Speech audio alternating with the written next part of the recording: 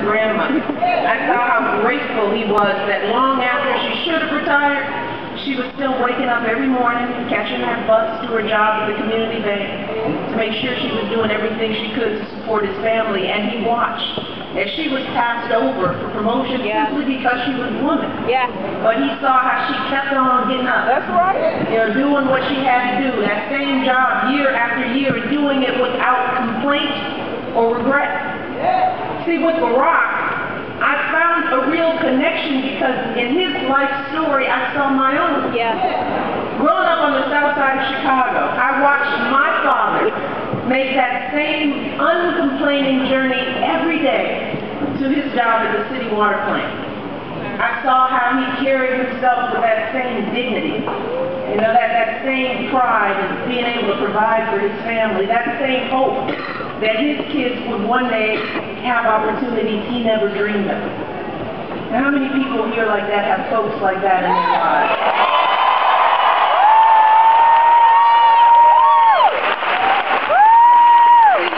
Like so many families in this country, our families weren't asking for much.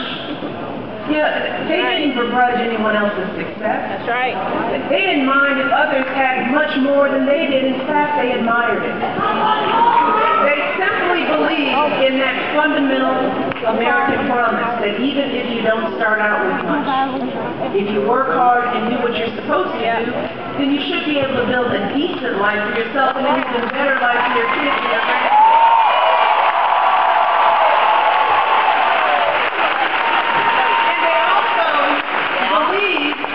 That when you've worked hard and done well and walked through that doorway of opportunity, you don't slam it shut behind you. You reach back and you give folks the same chance.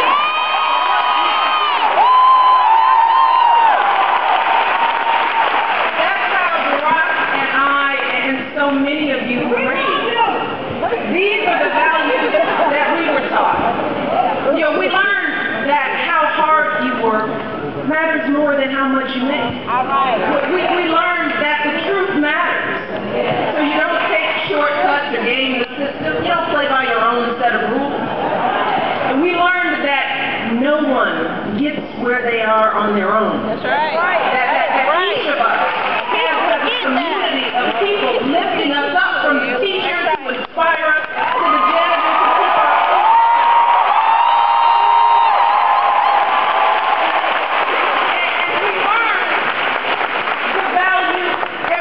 contribution and treat everyone with respect. We also learned about citizenship and service. That we're all part of something bigger than ourselves. That with our freedoms come obligations, and with our blessings come a duty to give back to others. That's right.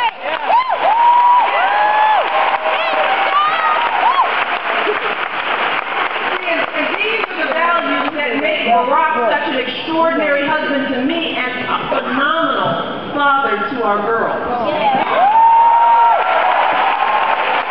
But Barack's values matter to me not just as a wife and a mother, but also as a citizen and a first lady who has seen up close and personal what being president looks like and just how critical those values are for leading this country.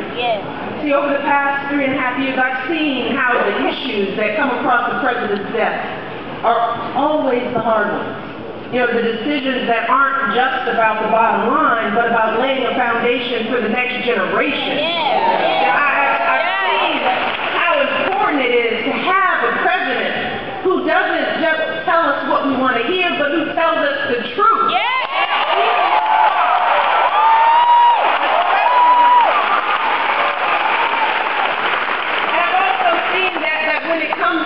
To make those tough calls, you know, and everyone's urging you to do what's easy, or what polls best, or what gets good headlines. I've seen that as president, you have to be driven by the struggles, hopes, and dreams of all the people you serve. You have to have that strong inner compass, you know, a core commitment to your fellow citizens, and that's how you make the right decisions for this country.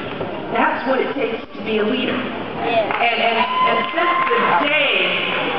office, you know, on issue after issue, crisis after crisis. That's what we've seen in my husband. We have seen his values at work.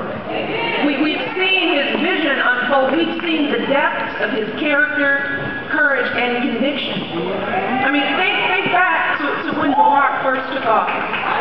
You know, and our economy was on the brink of collapse. Do you hear me? The newspapers were using words like meltdown, calamity, declaring Wall Street implodes, economy in shock. For years, folks had been lured into buying homes they couldn't afford, and their mortgages were underwater. The banks weren't lending. Companies weren't hiring. The auto industry was in crisis. The economy was losing 800,000 jobs every single month. And lots of folks wondered whether we were headed for another Great Depression. See, and that is what Barack Obama faced on day one as president. That's what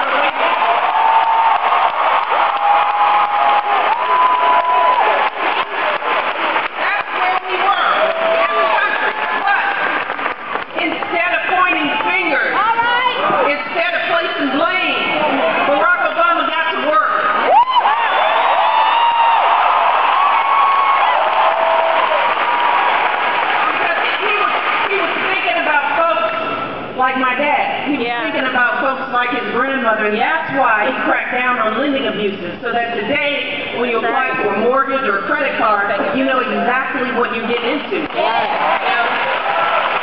why he cut taxes for small businesses and working families, because he believes that in America, teachers and firefighters shouldn't pay higher tax rates than millionaires.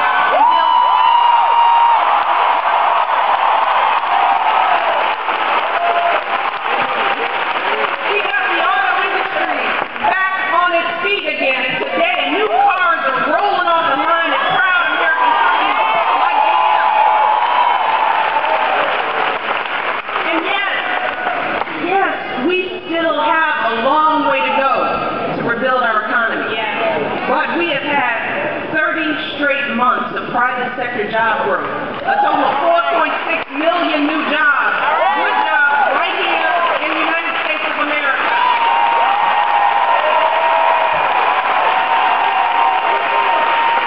And when it comes to the health of our families, see, Barack didn't care whether health reform was the easy thing to do politically, because that's not who he is. He cared that it was the right thing to do. That's right. And today, because of health reform, our parents and our grandparents on Medicare are paying hundreds less for their prescriptions.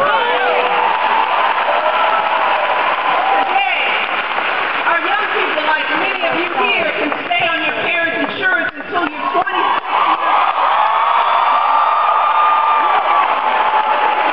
Today, because of reform, insurance companies now have to pay for basic preventative care, things like contraception, cancer screening, with no out-of-pocket costs. Because of health reform, they won't be able to discriminate against you because you have a pre-existing condition like diabetes or infant asthma. And here's the thing that always gets me. If you get a serious illness like breast cancer and you need expensive treatment, no longer can they tell you, sorry, you hit your lifetime limit and we're not paying a penny more. No longer can they do that.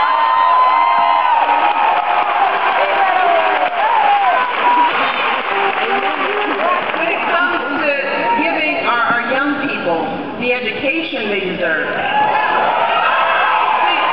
Barack knows that, like me and like so many of you, he never could have attended a college, never without financial aid. That's right. In fact, what I shared in Charlotte was that when we were first married, our combined monthly student loan bills were actually higher than our mortgage. So, believe me, when it comes to student debt, Barack and I, we've been there. And that's why he's fought so hard to double funding for Pell Grants, fought so hard to tell them how Barack ended the war in Iraq.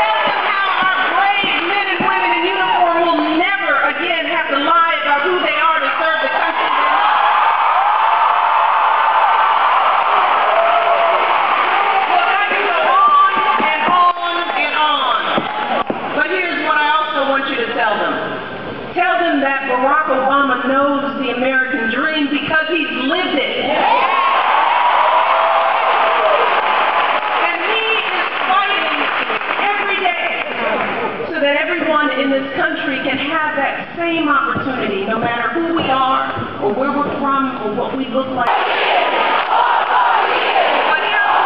here's what I know for sure. Since the day he took office, Barack has been fighting for us. Yeah. He has been struggling with us. And slowly, but surely together, we have been pulling ourselves out of the hole that we started in. For 3.5 years, we have been moving forward. We've been making progress, and we are beginning to see that change we all need. So here's what we have to ask ourselves. Are we going to turn around and go back to the same way?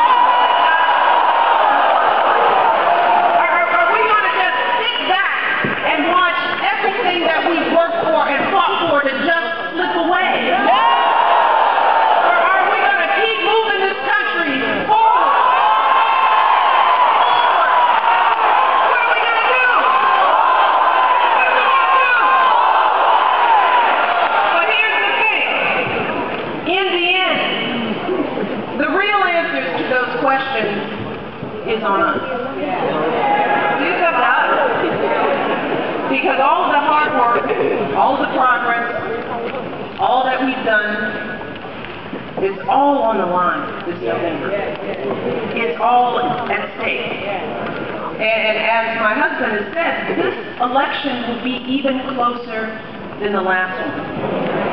And it could all come down to what happens if there's a few key battleground states like North Carolina.